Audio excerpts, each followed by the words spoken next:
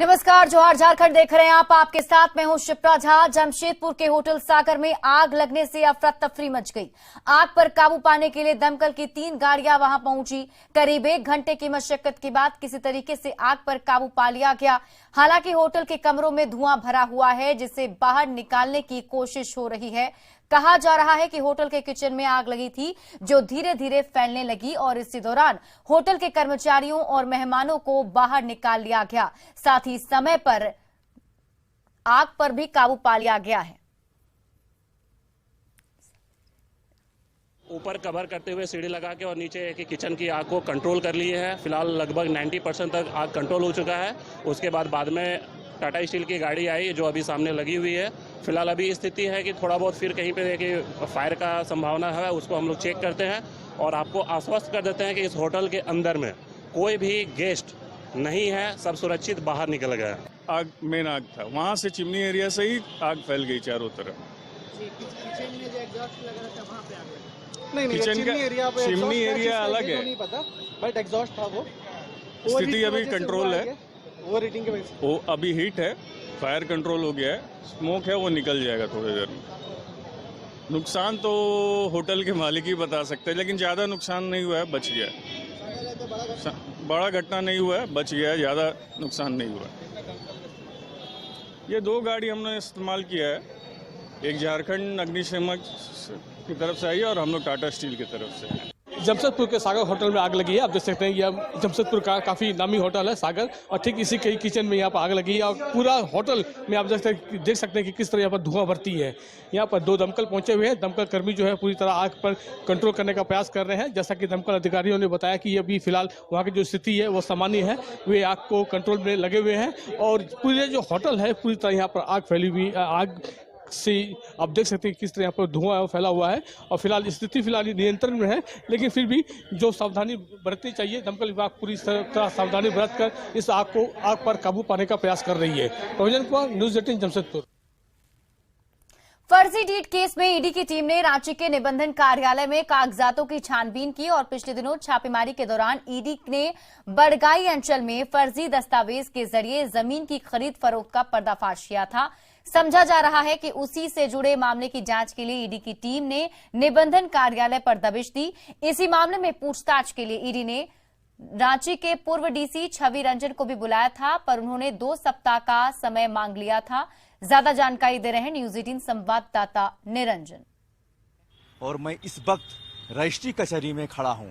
मेरे पीछे जो देख रहे हैं तस्वीर, ये रांची का रजिस्ट्री कचहरी है।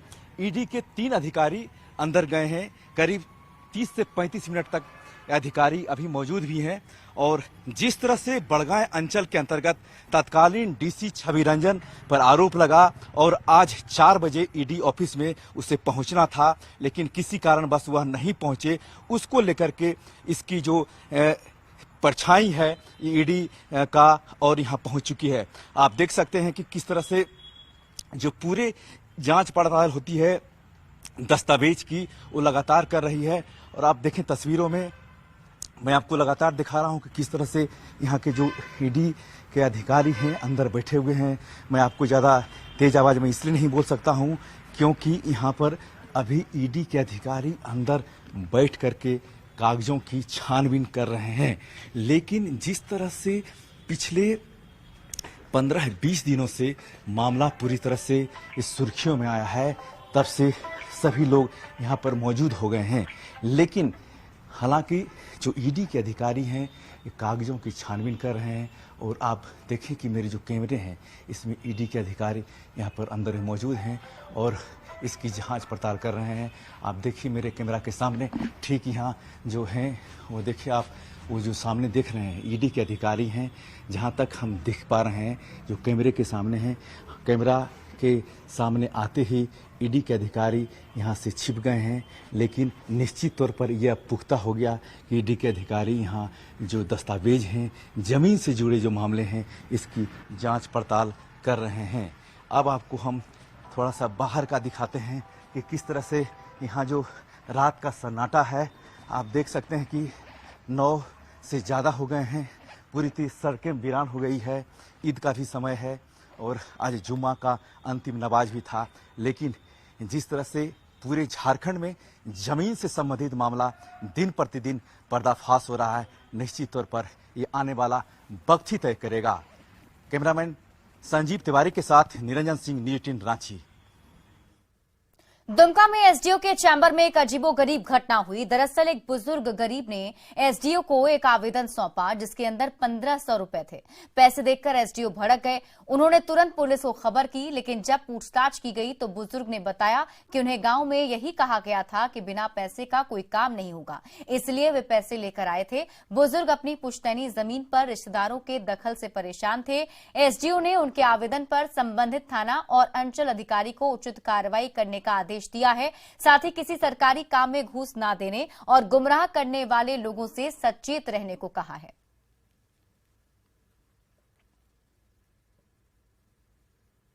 आवेदन उन्होंने दिया एक जमीन से संबंधित कुछ मामला के संबंध में। तो जैसे हमने खोला उसमें देखा कि पैसा रखा हुआ है। तो हमने पूछा कि ये पैसा आप क्यों लेके आए। तो मैंने इनको, चूँकि ऐसी परंपरा हो सकता है रही हो, कभी इस तरह का चल रहा हो जिसके कारण इनके मन में गांव वाले लोगों के द्वारा, किसी के द्वारा इस तरह का अफवाह फैला दिया गया हो, इसको हमने समझाया और इनका काम हमने ऑन द स्पॉट कर दिया। जो दलाल किस्म के व्यक्ति समाज में हैं और लोगों को ठगने का काम करते हैं और अफवाह फैलाते हैं, उनसे बचने की ज़रूरत है। और जब भी कोई समस्या हो डायरेक्ट पदाधिकारियों से आके मिले, समस्या को अवगत कराएं। धनबाद बस स्टैंड के पास अतिक्रमण हटाने आए नगर निगम कर्मियों को विरोध का सामना करना पड़ा। अतिक्रमण को हटाने के लिए पहले भी उन्हें नोटिस दिया जा चुका था, लेकिन ज्यादा समय नहीं दिए जाने पर दुकानदारों ने निगम कर्मियों का विरोध किया। वहीं कुछ दुकानदारों को निगम अधिकारियों ने जुर्माना लगाकर कुछ दिन का समय दिया है।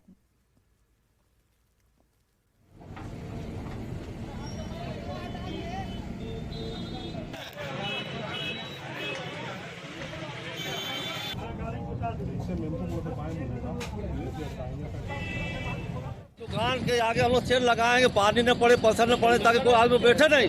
इसके लिए जल्दी जल्दी हम रखते हैं तो दोस्तों में बैठ जाता है, बैठने पर हटाना मुश्किल हो जाता है। इस मुद्दा पे कल में हटता नहीं है और हम लोग को बोल रहा है कि अनलीगल है। अनलीगल क्यों? प्राइवेट जमीन के आगे किसका जमीन रहेगा? हमें लोग रहेगा ना, कौन लगाएगा बोलिए? इसको अतिक्रमण बोलते हैं हम लोग। रोड इतना लगा हुआ, किसी तोड़ नहीं रहा है। पूर्व में भी हम लोगों ने इनको नोटिस किया था, उनको फाइन भी किया था, तो फाइन ये लोग भरे नहीं है और उनको मैं समय दिया था कि 1 हफ्ते के अंदर ये खाली करेंगे, क्योंकि इन्फोर्समेंट का मामला है और ये जो अतिक्रमण किए हुए हैं उन्हीं के ऊपर ये कार्रवाई चल रही है। गुमला के सिंगी दई में गवर्नर सीपी राधाकृष्णन ने बहुआयामी प्रशिक्षण भवन का शिलान्यास किया।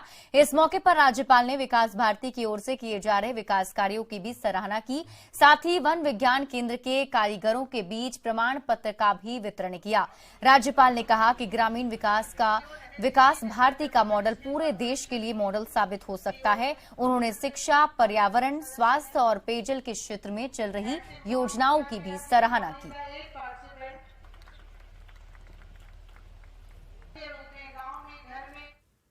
खूंटी पुलिस ने छापेमारी कर होंडोंग जंगल से गाड़ी पर लदे 4 क्विंटल अफीम का डोडा बरामद किया है। हालांकि सूचना मिलते ही तस्कर फरार हो गए। डोडा को तस्करी के लिए ले जाया जा रहा था। पुलिस डोडा लदे वाहन को जब्त कर थाने लाई है। फिलहाल पुलिस आगे की कार्रवाई में जुट गई है।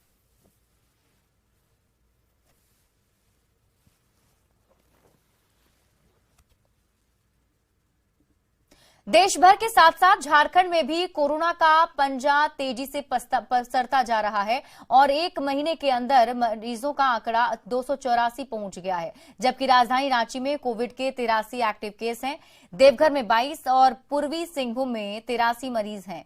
पर कोरोना की रोकथाम के लिए स्वास्थ्य विभाग ने अब तक कोई कदम नहीं उठाए और न ही कोई एसओपी जारी किया गया है। पब्लिक प्लेस में भी थर्मल स्क्रीनिंग का कोई इंतजाम नहीं है। ऐसे में आने वाले दिनों में कोरोना का कहर और तेज हो सकता है। इस पर और अधिक जानकारी दे रही हैं न्यूज़ 18 संवाददाता रूपाली त्रिपाठी। पूरे देश भर के साथ साथ राज्य झारखंड में भी कोविड जो है वो तेजी से पांव पसारता चला जा रहा है। बता दें कि झारखंड राज्य में इस वक्त कोविड का आंकड़ा 284 है। वही राजधानी रांची में कोविड के केसेस 83 है। लगातार जो है आंकड़ा तेजी से ऊपर चला जाता जा रहा है, लेकिन स्वास्थ्य विभाग की ओर से कोई भी कठोर निर्णय नहीं लिए गए हैं और काफी ज्यादा परेशानी आ रही है, सामने देखने को मिल रहा है। लोगों के चेहरे पर मास्क नहीं, भीड़ उतनी ही, और इस बार कितनी भी पब्लिक प्लेसेस है वहां पर ना ही एसओपी है ना ही थर्मल स्क्रीनिंग लगाई गई है। नतीजा आंकड़ा जो है वो तेजी से पार जा रहा है। 1 महीने के अंदर 250 से ज्यादा जो है कोविड का आंकड़ा वो पहुंच चुका है। सबसे ज्यादा केसेस देवघर, ईस्ट सिंहभूम और रांची में पाए जा रहे हैं, लेकिन स्वास्थ्य विभाग की ओर से ना ही कोई सख्त हिदायत दी गई है, ना ही कोई एसओपी जारी किया गया। कैमरामैन प्रभाकर के साथ रूपाली त्रिपाठी, न्यूज 18 रांची।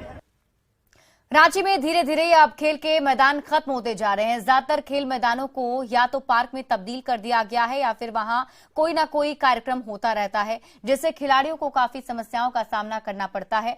मैदान खाली नहीं होने के कारण खिलाड़ी काफी मायूस नजर आते हैं। जायजा लिया संवाददाता संजय कुमार सिन्हा ने। हम इस समय मौजूद हैं राजधानी रांची के ध्रुवा के विधानसभा मैदान में, जहां देख रहे हैं कि मैदान में ठीक इस समय यहां पर कोई कार्यक्रम को लेकर यहां पर बांस गाड़े गए हैं। लिहाजा बच्चे जो हैं यहां आज मैच नहीं खेल पा रहे हैं और सिर्फ प्रैक्टिस से ही संतोष करना पड़ रहा है। जहां आप लोग वहां जाए तो वहां बिल्कुल आप लोग फ्री हों? नहीं, अभी तो फिलहाल वैसा कोई ग्राउंड नहीं है। जितने जगह हैं रांची में, जहाँ जहाँ ग्राउंड है वहाँ सारा जगह डिस्टर्बेंस कुछ ना कुछ हमेशा होता ही रहता है। या कहीं बांस लगा के टेंट गाड़ दिया जाता है तो कभी कुछ हो जाता है, जिसके कारण हम लोग को बहुत मैच खेलने में दिक्कत हो रहा है। और पिछले बहुत दिनों से ये ऐसा ही चल रहा है, जिसके कारण हम लोग को मैच खेलने में इतनी सारी तकलीफ़ें हो रही हैं। और हम लोग आते हैं और बस प्रैक्टिस करके चले जाते हैं, जिसके कारण हम लोग कॉन्फिडेंस बूस्ट नहीं हो पा रहा है। से ये रिक्वेस्ट करेंगे कि इस तरह का जो कैप्चर बार बार किया जा रहा है इसमें रोक लगे, क्योंकि हम लोग का मैच कैंसिल हो जा रहा है।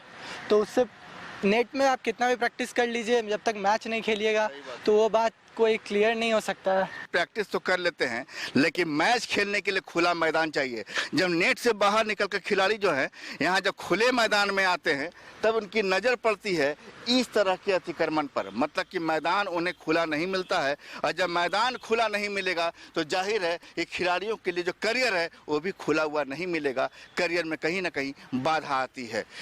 लिहाजा राजधानी के जो खिलाड़ी हैं वो मुख्यमंत्री हेमंत सोरेन से मांग कर रहे हैं कि राजधानी में जितने भी खेल के मैदान हैं उन्हें अतिक्रमण मुक्त बनाया जाए।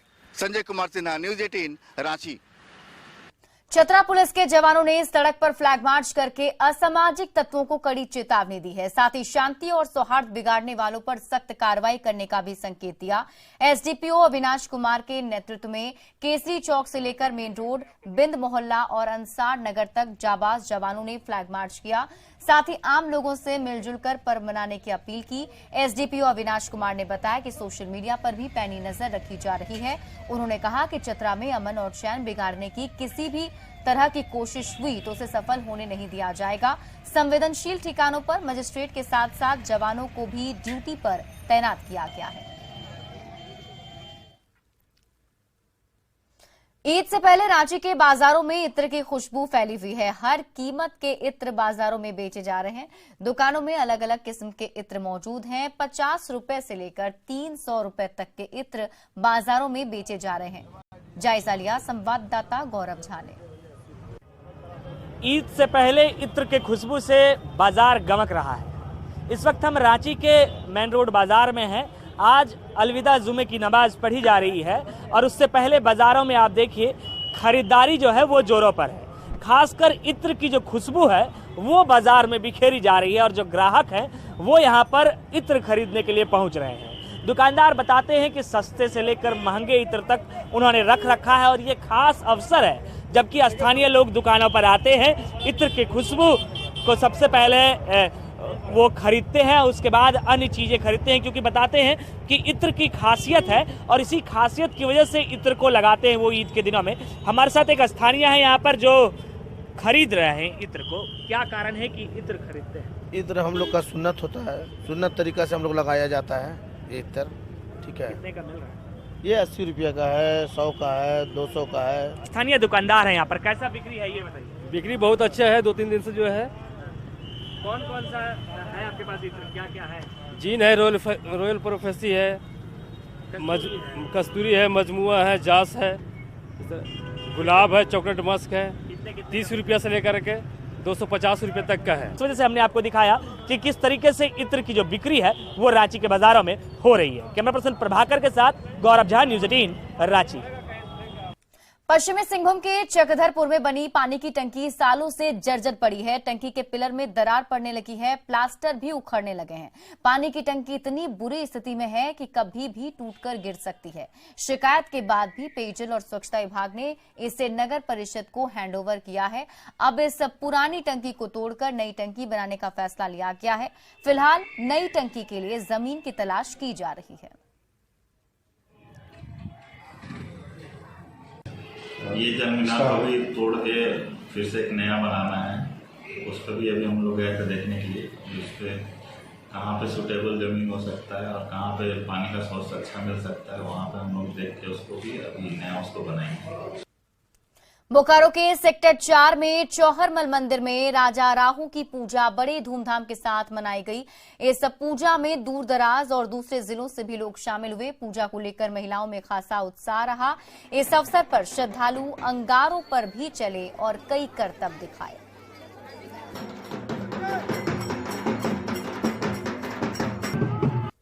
हमारे समाज में हम लोग के लिए बहुत ही महत्वपूर्ण पूजा है और हम लोग बहुत शिद्दत से और बहुत इंतजार करते हैं साल भर। तब साल भर में ये पूजा हम लोग के लिए आती है और ये पूजा का महत्व है कि हम लोग जो भी अंदर आत्मा से मांगते हैं वो पूरा होता है। और ये एक सबसे बड़ी बात है कि हमारे पूरे समाज को ये पूजा जोड़ के। झारखंड में स्वास्थ्य विभाग की बड़ी लापरवाही सामने आई है। नामकुम में एनएचएम का हेड ऑफिस है, जहां पिछले 8 महीने से 150 एम्बुलेंस धूल फांक रहे हैं। इनमें बीएलएस यानी बेसिक लाइफ सपोर्ट, एएलएस यानी एडवांस लाइफ सपोर्ट और नियोनेटल यानी नवजात बच्चों के लिए कई एम्बुलेंस शामिल हैं। इनकी खरीद पर झारखंड सरकार ने करोड़ों रुपए खर्च किए थे, पर ये एम्बुलेंस मरीजों को अस्पताल ले जाने की बजाय जंग लग रहे हैं और गरीब मरीज ऑटो से अस्पताल जा रहे हैं। देखिए न्यूज 18 संवाददाता रूपाली त्रिपाठी की ये रिपोर्ट।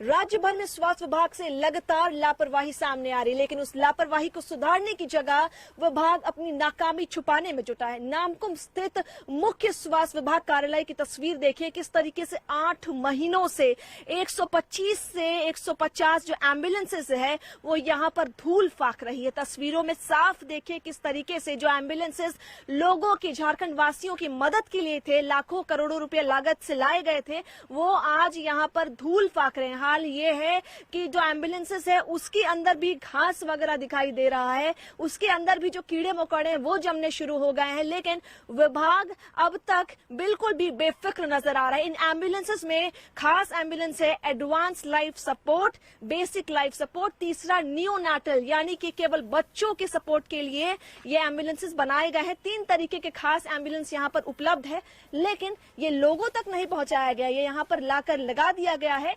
वजह केवल एक ही है, स्वास्थ्य विभाग जो है उन्होंने अपने कार्य को, पेपर वर्क को आगे नहीं बढ़ाया है। नतीजा जो एम्बुलेंसेस है वो धीरे धीरे यहाँ पर खराब होते चले जा रहे हैं। एम्बुलेंस जो है अपना दम तोड़ता जा रहा है। वही दूसरी ओर का नजारा ये है कि राज्य भर से जिनके पास संसाधन नहीं है वो लोग ऑटो में, तो कोई अपने निजी संसाधन से अस्पताल पहुंच रहा है। राज्य में स्वास्थ्य विभाग की जो हालत है वो हमने सामने से दर्शाई है, लेकिन स्वास्थ्य विभाग भी इसमें कहीं ना कहीं एक बड़ी लापरवाही का जो है रीजन बनता दिख रहा है। कैमरामैन प्रभाकर के साथ रूपाली त्रिपाठी, न्यूज 18 रांची।